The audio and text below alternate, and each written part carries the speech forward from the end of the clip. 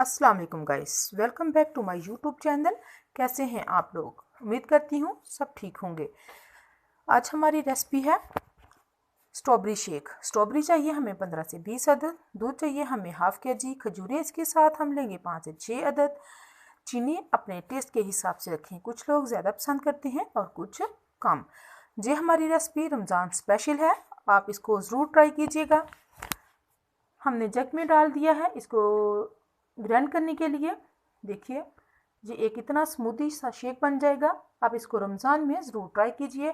अल्हम्दुलिल्लाह से जैसे रमज़ान शुरू होने वाला है तो आप इसको रोज़ाना इफ्तारी में ज़रूर इस्तेमाल करें, क्योंकि स्ट्रॉबेरी का शेक मैदे की गर्मी को दूर करता है और रोज़े की वजह से दिन भर में मैदे में एक तेज़ाबियत सी जमा हो जाती है, तो उसके लिए ये बहुत बेस्ट है।